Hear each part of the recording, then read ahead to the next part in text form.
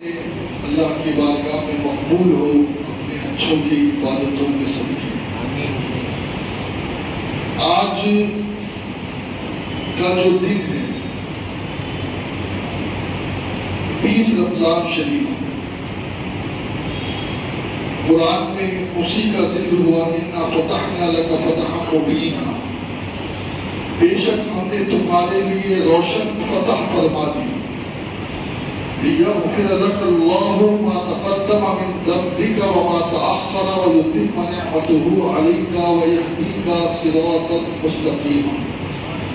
اللہ نے فرمایا بے شک ہم نے تمہارے لیے روشن فتح فرما دی تاکہ اللہ تمہارے سبب سے گناہ بخشے، تمہارے اگلوں کے اور تمہارے پچھلوں کے، اور اپنی نعمتیں تم پر تمام کر دیں اور تمہیں سیدھی راہ دکھا دیں۔ دیکھیے یہ جو آیت نازل ہوئی ہے یہ فتح مکہ کے دن نازل ہوئی، اور اللہ نے اپنا وعدہ سچ کر دکھایا اپنے محبوب صلی اللہ علیہ وسلم کو کہ اے محبوب آپ مکے سے نکلتے وقت رنجیدہ ہو، لیکن ہم تمہیں اس شان کے ساتھ مکے میں داخل کریں گے کہ پھر کوئی مکے شریف سے نکالنے کی طاقت نہیں رکھ سکتا۔ سبحان اللہ۔ اور وہ آج ہی کا دن تھا 20 رمضان شریف۔ 10 رمضان کو میرے نبی نے 10,000 کے لشکر کے ساتھ مدینے سے سفر شروع کیا، اور 20 رمضان کو مصطفیٰ کریم رؤوف الرحیم صلی اللہ علیہ وسلم تشریف لے آئے مکہ شریف میں، اور عجیب شان، ہر فاتح قتل کرتا ہے، خون بہاتا ہے، بدلہ لیتا ہے، سولیوں پہ چڑھاتا ہے، لیکن آج تک دنیا نے ایسا فاتح نہیں دیکھا جیسا فاتح اللہ نے محمد مصطفیٰ کو بھیجا۔ لا تثریب علیکم اليوم، آقا نے کہا آج تم سے کوئی بدلہ نہیں ہوگا۔ وہ سب کانپ رہے تھے، ڈر رہے تھے، سب کو اس بات کا ڈر تھا کہ آج ہماری گردن کاٹی جائے گی، اس لیے کہ ہم نے نبی کو بہت ستایا مکے میں، نبی کے صحابہ کو بہت ستایا مکے میں، تو آج ہماری خیر نہیں۔ آقا علیہ السلام نے ان سے پوچھا کہ تم میرے بارے میں کیا تصور رکھتے ہو؟ تو انہوں نے کہا کہ آپ کریم باپ کے قریب بیٹے ہو، کریم باپ کے قریب بیٹے ہو۔ تو میرے نبی علیہ السلام نے فرمایا جاؤ، میں نے تم سب کو معافی بھی دی اور تمہیں آزاد بھی کیا۔ ہاں، نہ تو تمہیں قید کیا جائے گا، نہ تم غلام ہو، اور نہ ہی تم جو ہے وہ قیدی ہو، اور نہ تم سے کوئی قصاص ہوگا۔ آپ معافی دی۔ آقا نے کہا جو حرم میں آ گیا اسے معافی، جو ابو سفیان کے گھر چلا گیا اسے معافی، جس نے تلوار رکھ دی اسے معافی۔ یہ میرے نبی کا اخلاق، اور آپ دیکھیں نا پھر اللہ رب العزت جل شانہ نے اس کے بدلے میں کیا عطا فرمایا؟ تو اللہ رب العزت ارشاد فرماتا ہے اذا جاء نصر اللہ والفتح ورأیت الناس يدخلون فی دین اللہ افواجا۔ اس کے بدلے میں اللہ نے اپنے محبوب صلی اللہ علیہ وسلم کو وہ شان دی کہ جب آقا نے مکے میں دعوت دی، مدینے میں دعوت دی، طائف میں دعوت دی، اور جگہوں پر دعوت دی، تو چند لوگ ایمان لائے، لیکن جب میرے نبی نے عام معافی کا اعلان مکے میں کیا فتح مکہ کے دن، تو پھر قرآن کہتا ہے اذا جاء نصر اللہ والفتح وَرَأَيْتَ النَّاسَ يَدْخُلُونَ فِي دِينِ اللَّهِ أَفْوَاجًا۔ اے معبود تم دیکھو گے کہ جب اللہ کی مدد تمہارے ساتھ آ گئی اور تمہیں اللہ نے فتح عطا فرما دی، تو اب فوج در فوج لوگ ایمان میں داخل ہو گئے۔ تو یاد رکھیں دوستو، معاف کرنا، معافی مانگنا یہ بہت بڑا عمل ہے، اور اللہ سے دعا کریں سورہ فتح میں اسی طرف اشارہ ہے کہ نبی نے عام معافی دی. اور دیکھیے آقا علیہ السلام کی شان کیا تھی. جب آقا مکے میں داخل ہو رہے تھے نا، اونٹ پر بیٹھ کر، عام طور پہ فاتح جو ہوتا ہے اس کا سینہ 56 انچ کی ہو جاتا ہے، چوڑا ہو جاتا ہے، لیکن یہ میرے مصطفیٰ ہے. 10,000 کی فوج کے ساتھ مکے میں تشریف لا رہے ہیں، اور کیفیت یہ ہے کہ اللہ اکبر، میرے نبی علیہ الصلوۃ والتسلیم مکے میں داخل ہو رہے ہیں لیکن سر جھکا کر آ رہے ہیں. سبحان اللہ. شکر خدا کر کے آ رہے ہیں. کوئی تکبر نہیں، کوئی گھمنڈ نہیں. وجہ کیا ہے؟ اے اللہ یہ تیری مدد ہے، اس میں میرا کمال کچھ نہیں ہے، یہ سب تیری مدد ہے. دوستو یاد رکھیں، کبھی بھی اپنے اوپر گھمنڈ نہ کریں، اپنے آپ کو کچھ نہ سمجھیں، ہمیشہ اپنے آپ کو زیرو سمجھیں. آپ اگر زیرو سمجھو گے اپنے آپ کو تو اللہ کی بارگاہ سے آپ کے نمبر بڑھا دیے جائیں. لیکن اگر آپ اپنے آپ کو کچھ سمجھو، میں یہ، میں وہ، میری وجہ سے، تو بیٹا کسی کی وجہ سے کچھ نہیں. قبرستان میں ایک قبر پہ لکھا تھا کہ میں بہت اہم تھا، یہ میرا وہم تھا.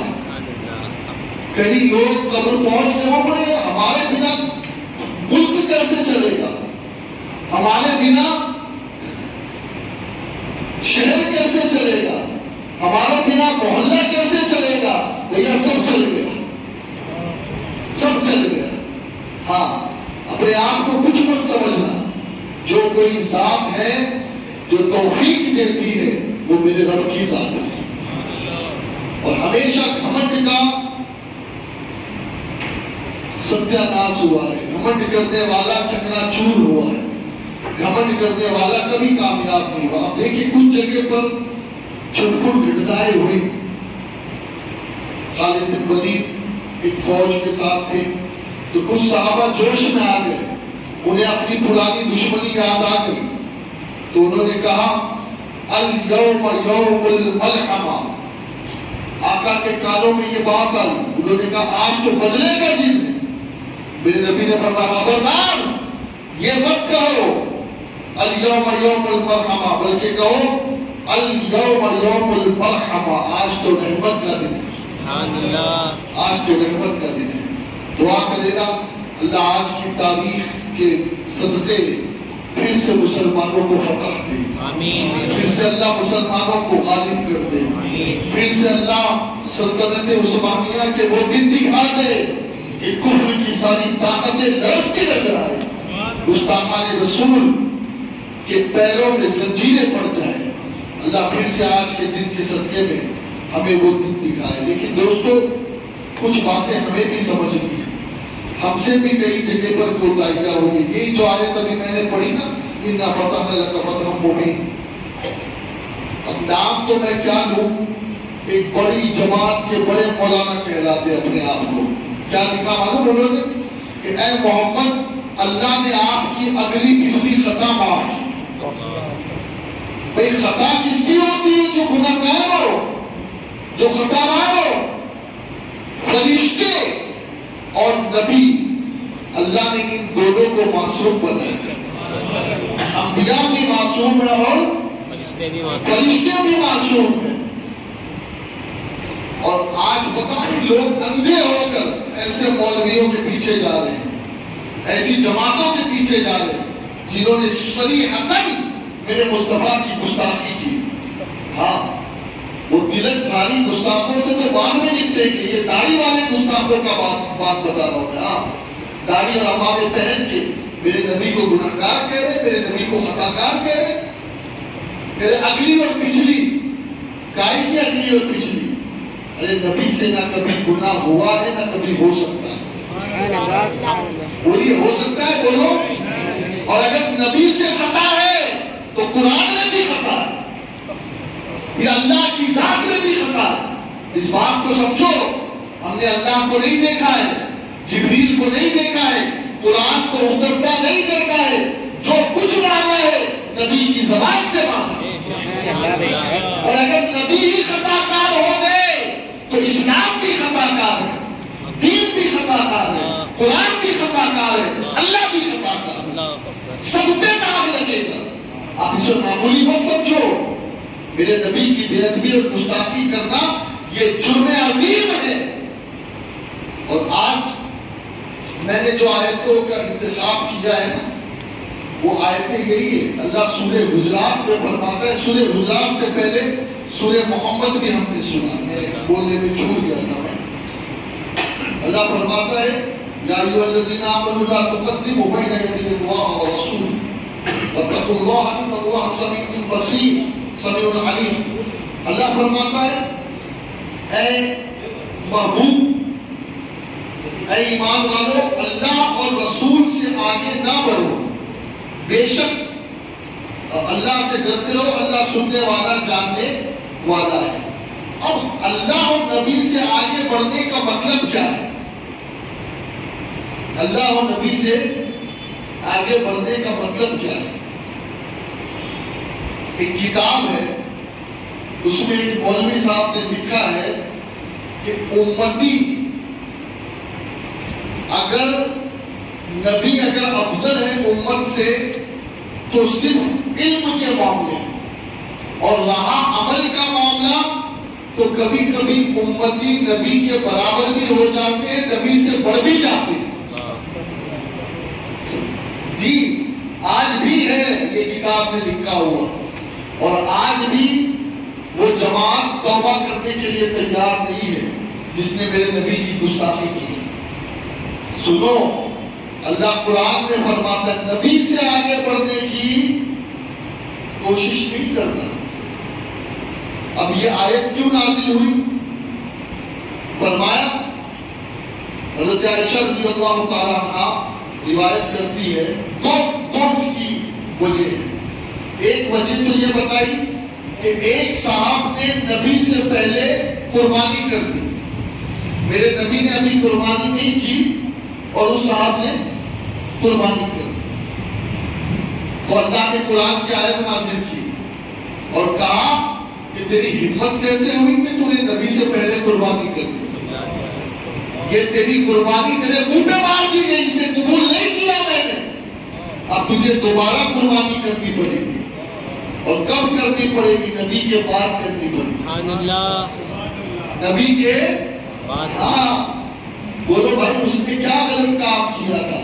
اس نے بسم اللہ شریف بھی پڑھی تھی, اللہ کے نام پہ جانور ذبح بھی کیا تھا, 10 تاریخ کو قربانی کی تھی, وقت میں کی تھی, لیکن جرم بس ایک تھا, نبی سے آگے کیسے بڑھا؟ نبی سے آگے کیسے بڑھا؟ وہ قربانی منہ پہ مار دی گئی, اللہ نے قبول نہیں کی. دوسری روایت یہ ہے کہ حضرت عائشہ رضی اللہ عنہ بیان کرتی ہے, تفسیر خازن میں, جلالین میں, مدارک میں, ساری تفاسیر کی کتاب میں موجود ہے. حضرت عائشہ فرماتی ہے کہ بعض لوگ رمضان سے ایک دن پہلے ہی روزہ رکھنا شروع کر دیتے ہیں. رمضان سے ایک روز پہلے ہی, یعنی ابھی میرے نبی نے روزہ نہیں رکھا اور نبی سے پہلے, تو قرآن کی آیت اللہ تقدموا بین یدی اللہ ورسولہ, میرے نبی سے آگے مت بڑھو. وہ روزے ان کے منہ پہ مار دیے گئے, اللہ نے قبول نہیں کیے. کہا تم نے کس طریقے سے میرے نبی سے پہلے جو ہے وہ قربانی کر دی, یا میرے نبی سے پہلے روزے, جبکہ روزہ رکھنا کوئی گناہ ہے؟ مجھے بولو یار, کوئی غلط کام ہے؟ روزہ تو روزہ ہوتا ہے, اللہ کے لیے رکھا جاتا ہے, لیکن نبی سے پہلے کر دیا تو اللہ کو پسند نہیں ہے. اسی کو تو ادب کہتے ہیں, اسی کو کیا کہتے ہیں؟ ادب کہتے ہیں. ہاں. پھر دوسری آیت اللہ فرماتا ہے, اللہ آج 21ویں شب ہے, ممکنہ شب قدر ہے, یوم شہادت مولا علی ہے. اللہ سب کو مدینے کی حاضری ادب کے ساتھ نصیب فرمائے. دوستو, مدینے میں آپ جاؤ گے, سنہری جالیاں ہیں, اور سنہری جالیوں کے اوپر یہ آیت لکھی ہوئی ہے, آج بھی کیا ہے وہ آیت؟ آج ہم نے سنا سورہ حجرات دوسری آیت، یا ایھا الذین آمنوا لا ترفعوا اصواتکم فوق صوت النبی ولا تجهروا له بالقول كجهر بعضكم لبعض ان تحبط اعمالكم وانتم لا تشعرون۔ اللہ فرماتا ہے اے ایمان والو اپنی آواز کو نیچی رکھو، اپنی آواز کو نبی کے سامنے نیچی رکھو، پست رکھو، پست۔ اگر تم نے نبی کی بارگاہ میں اپنی آواز بلند کر دی تو کیا ہوگا؟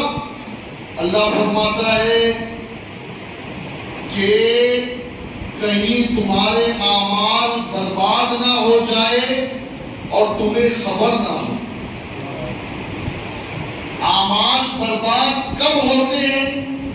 اس بات پر علماء کا متفقہ فیصلہ ہے کہ اعمال برباد اس وقت ہوتے ہیں جب آدمی کا ایمان نکل جاتا ہے، جب آدمی کافر ہو جاتا ہے، بے ایمان ہو جاتا ہے، جب وہ ایمان سے خارج ہو جاتا ہے، اسلام سے خارج ہو جاتا ہے، تو اس کے سارے اعمال برباد ہو جاتے ہیں۔ اب آپ دیکھیں نا کس بات پر غفلت پا رہا ہے، بات کیا ہے؟ عام طور پر ہم لوگ بیٹھے ہوتے ہیں، کبھی کبھی امی کی آواز سے اونچی ہماری آواز ہو جاتی ہے، کبھی کبھی ابا کی آواز سے اونچی ہماری آواز ہو جاتی ہے، کبھی کبھی مدرسے میں بیٹھے، اسکول میں بیٹھے، ٹیچر کی آواز سے اونچی آواز ہو جاتی ہے، اگرچہ وہ سوال کرنے میں ہی ہوتا ہے۔ اسے کوئی بے ادبی سمجھتا ہے؟ یار یہ تو کامن بات ہے، کسی کو اونچا بولنے کی آواز ہوتی ہے، جو اونچا سنتا ہے وہ اونچا بولتا ضرور ہے، جو اونچا سنتا ہے۔ اب آپ دیکھیں نا کبھی کبھی کال پر آواز نہیں آتی تو یہاں سے چلانے شروع کر دیتا ہے، تیرے چلانے سے آواز تھوڑی آ جائے گی، لیکن ایک سائیکولوجی ہوتی ہے، سائیکولوجی ہوتی ہے۔ اب اللہ فرما رہا ہے ہمارے نزدیک اونچی آواز کرنا بے ادبی نہیں ہے، یہ عام بات ہے۔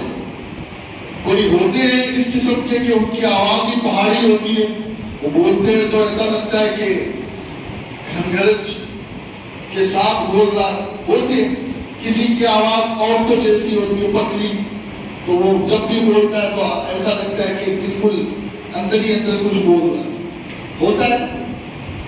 تو اللہ فرما رہا ہے میرے نبی کی آواز سے اونچی کسی کی آواز نہ ہو۔ اتنی سی بے ادبی بھی میں برداشت نہیں کروں، گوارا نہیں کروں گا۔ معاف کرنا، برداشت بول دیا، گوارا نہیں کروں گا۔ کتنی بے ادبی کہ میرے نبی کی آواز سے اونچی تمہاری آواز ہو جائے۔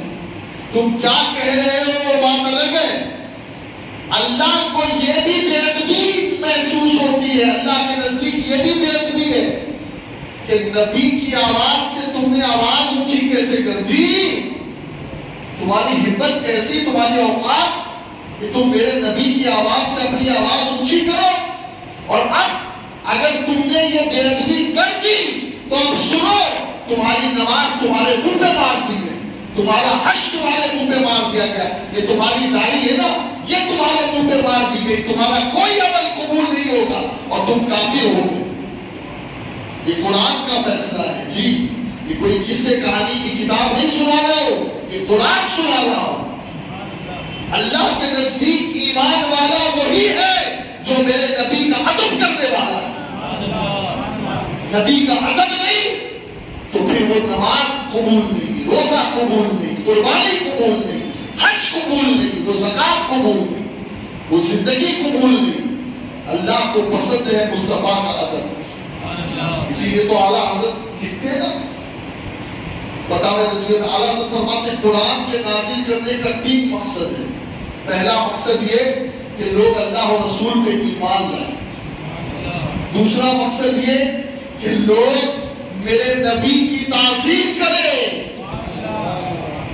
اور تیسرا مقصد یہ کہ لوگ اپنے آپ کو گناہوں سے بچائیں، یہ قرآن کے نازل کرنے کا مقصد ہے۔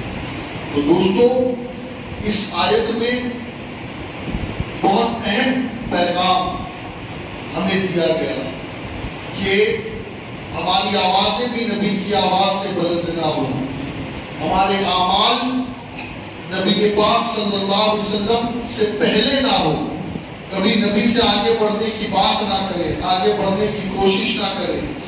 اور میرے آقا علیہ الصلوۃ والتسلیم کے پیارے دیوانوں، ایک روایت یہاں پر میں پڑھ رہا ہوں، قرطبی میں ہے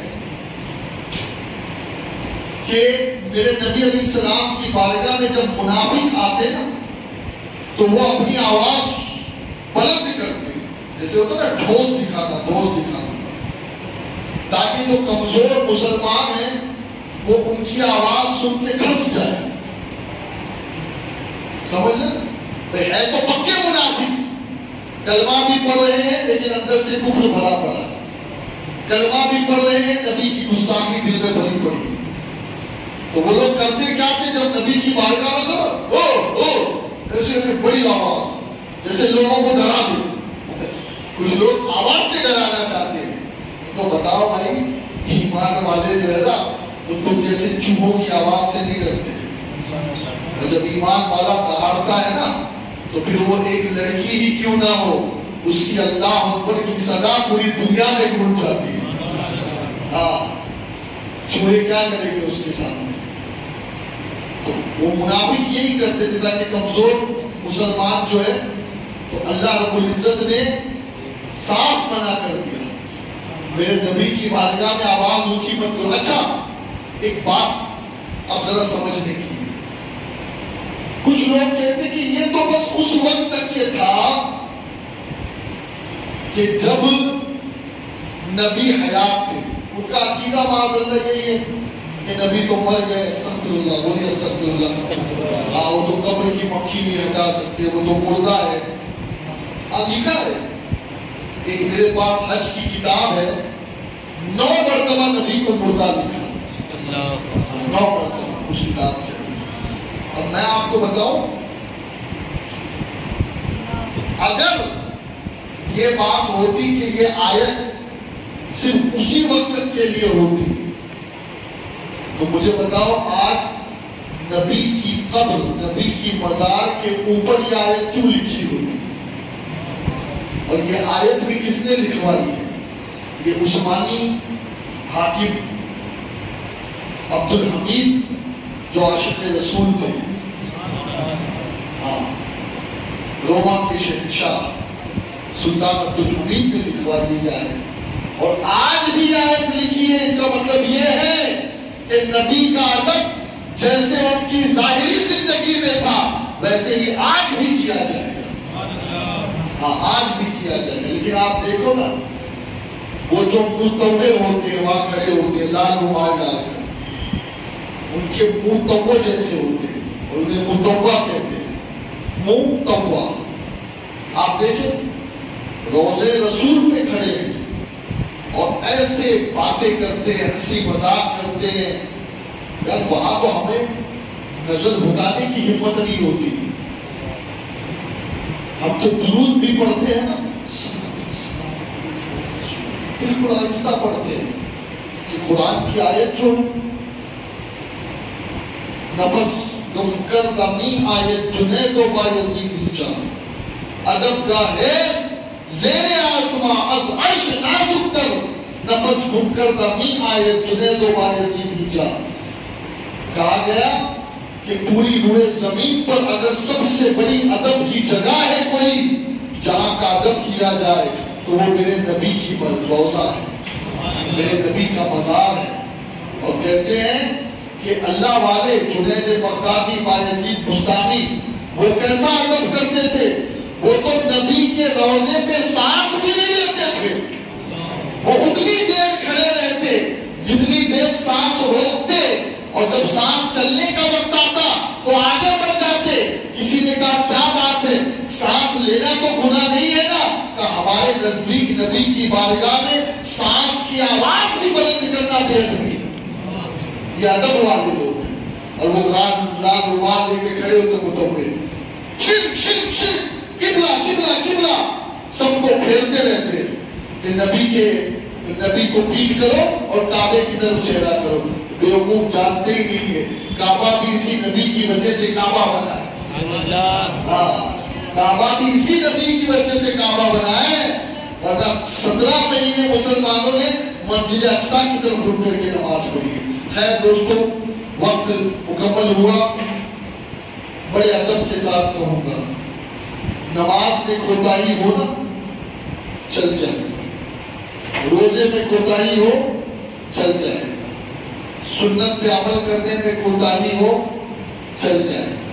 ٹوٹ پٹ کے مار کھا کھا کر بالآخر جنت ملے گی. نبی کے ادب میں کوتاہی ہو جنت میں جا ہی نہیں سکتا. یاد رکھیں نبی کے ادب میں کوتاہی ہو جنت میں جا ہی نہیں سکتا. لہذا آقا کا ادب کریں اور ادب والوں کے ساتھ رہے.